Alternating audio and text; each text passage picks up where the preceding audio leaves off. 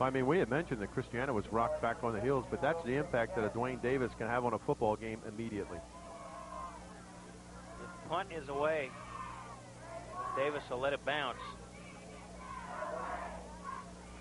It'll be touched at the 19. Net result, they lose a couple of yards on the transaction, but another 30 seconds off of the clock. They can start to play the clock a little bit now to protect that lead.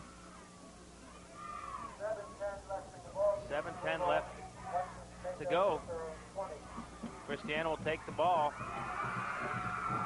This drive starting from the 19.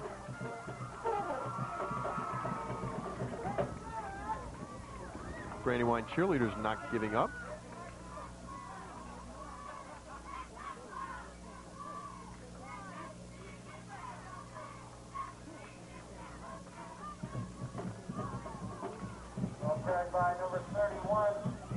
Davis on the carry.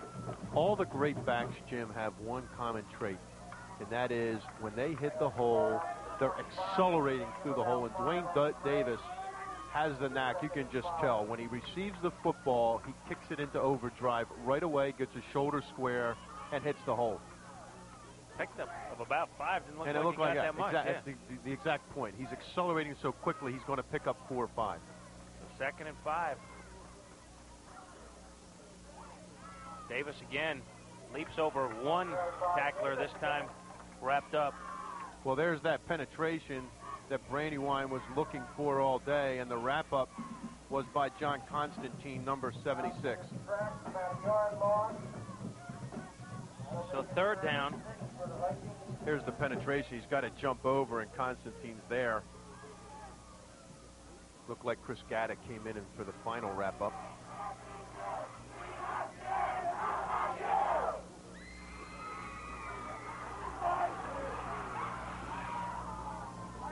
Third down and 6.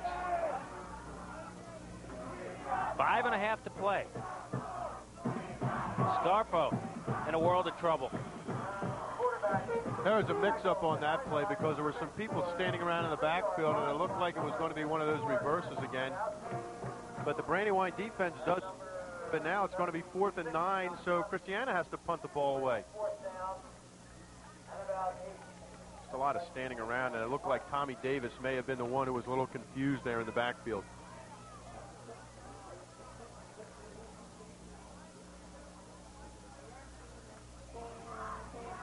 So the Vikes will punt it away. Davis will kick it away. Smith deep. High but very shallow at this punt. Takes Christiana bounce, still bouncing.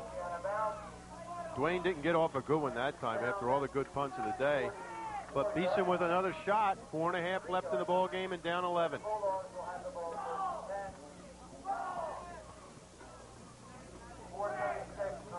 We'll see what Beeson can do here. Certainly more than enough time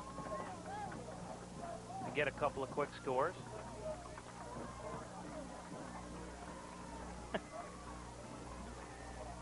Well, the Bulldog interacting with the fans. Beeson looking to air it out. Looking for Kennedy. Little contact, no flag. You know, the Brandywine coaches are running a sprint down the sideline here. There was contact as Kennedy turned to the football. But that defender is entitled to that spot on the field, and the referee deciding that it's incidental contact. That man would disagree. And with time running out, Harold Collins kind of taken out of the arsenal as they got to take to the air and get some points quick. Well, out of the running arsenal for sure, but he's still in pattern. Beeson's looking to dump it off. Has Rush. A lot of poise by Beeson, directing traffic on the run, finding a receiver, and a nice gain. Well, you hit the nail right on the head.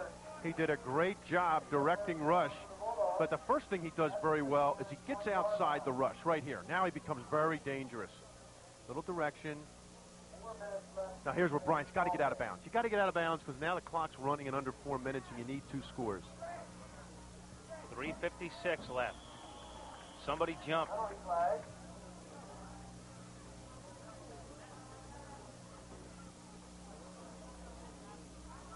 Christiana players indicating it's against the Bulldogs, but no. It'll go against the Vikings.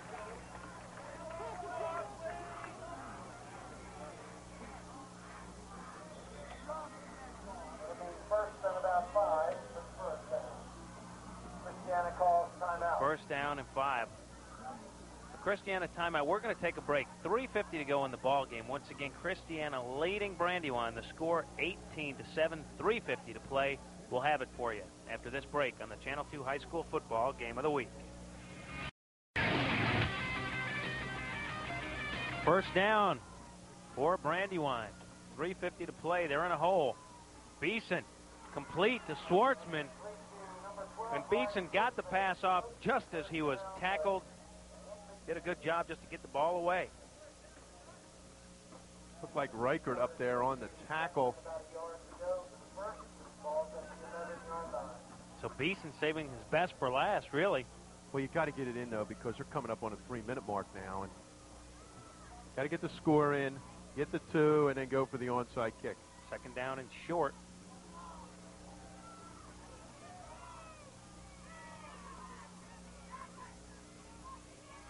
They'll pitch it to Collins. Oh, Collins loses the handle. Loose ball.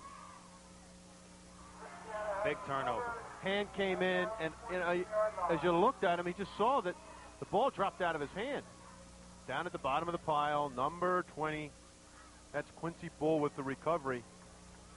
A lot of white shirts around the ball, but, oh, he stumbled. It looked like the ball hit his knee as he went down, and Quincy Bull right there with the recovery. Turnover once again, playing a big role in this ball game.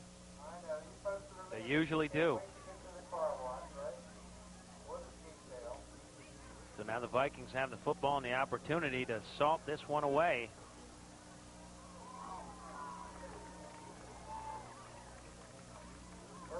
Both teams 2-1 at present. One team will take another loss home with them. Dwayne Davis. All right, there, Rush. Yeah, doing an excellent job once again. And as we get down under 2:30, the expectation is that the Vike keeps the ball on the ground. And this game's going to go into the W column for Christiana as they have the potential of going 3-1. A lot of skeptics wondering how much Christiana had left after their fine season last year, but no skeptics being proven wrong. Oh, my. Scarfo throwing. There's a surprise for you. The pass is complete to Pat Bufano. Where'd that come from? Well, he was out of bounds. I think he caught the ball out of bounds. Bill Muehlheisen not happy with the call, but here's a throw. I think Bill has a direct line to our commentary up here and is making calls to go against what we would say, but there's a player down on the field right now. It's one of the Vikes. I don't think the Christiana folks can believe that the pass was called out of bounds. While they tend to the injured player, we're going to break away for some commercial words. 1:54 left in the ball game. Christiana with the ball and the lead. The score 18-7. More player was Scarfo, the Christiana quarterback. Apparently okay, but a new quarterback is in, and that is Marvin Adams, number 11. Well, you knew Marvin Adams was going to take the snap and just run out some clock. But this is going to bring up a punting situation.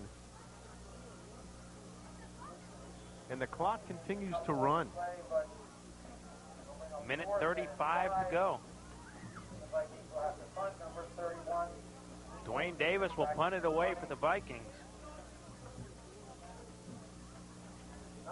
And it appears that Christiana is probably going to take a delay of game penalty here. And here's where you direct your punter, if anything goes wrong, run out of the back of the end zone and take the 2 points. You got to know you're up by 11, and 2 points still makes it a 2-score game.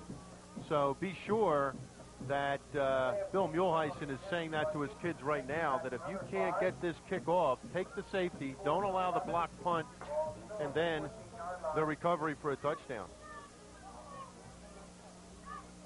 1:10 left.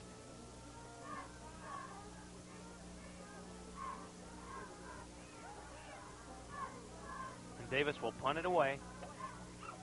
Punt. See, there's the snap, bounce. Oh, that is a big error because the ball's on the 1 foot line. Dwayne Davis was going to take a safety, but when he went down to accept the snap, he put his knee down. So now all of a sudden, instead of taking a safety, watch him drop his knee. Oh my goodness. On the 1 foot line. And those are the kind of things that can happen in a high school football game. The strategy was obvious. Take the safety and punt it away. And 1:01 left. Christiana's line. There's your touchdown by VII. That's step number 1. There's your sneak and gets right behind the drive of Chris Sklodowski, number 74. And it cuts the lead to 18-13. They need the 2 here. Well, you know they do, but they have Rodzinski in, and Larry's putting the eggs in one basket. He's not looking at a tie situation. He's looking to score after the onside kick. The extra point, up, no good. Well, it really doesn't matter at this point because he's already cast his position, and he's going to go for the win. And now you can expect an onside. Surprising outcome. I think it's an onside kick. Right again. It's a good one. It's a good one. It's a good one. Oh. Ryan Brow able to hang on, though.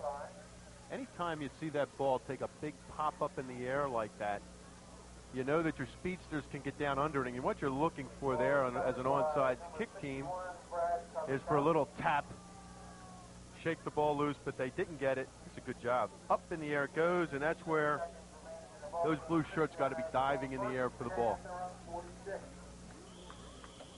So now Christiana can. Well, Brandywine takes a timeout with 50 seconds left, or else. You know, Shane Rinkowski up over center has done a good job. The sophomore, 5'10", 214. And it's good to see Scarfo back in the game. I think Bill's going to call a pass play just to shake us up again. Scarfo takes a knee. Clock continues to tick. Scarfo down to the zone backfield, lost about 4 on the play. Well, that's going to about do it because it appears that Brandywine is either out of timeouts or with no inclination to stop the clock and expect Scarfo to put the knee down as Dwayne Davis goes back in safety position. You know, up to the last second, I just talk about Shane Rinkowski, and the ball doesn't get back to the quarterback. Or else Scarfo pulled out a little bit early. Just a little jolt to the heart. So the Vikes will go 3-1. The Bulldogs to 2-2. More importantly, Christiana with a leg up in the Flight A race, going 1-0 and joining William Penn at that category. And Brandywine will take their last.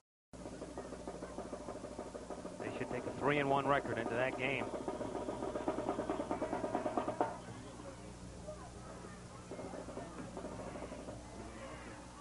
And there you go. And the clock expires. And that's it for the ball game. And some closing thoughts as Christiana wins this one 18-13. Well, I think your last comment sums up Flight A best. Christiana now goes against William Penn. It doesn't get easier. And I think you're going to see a lot of that in Flight A.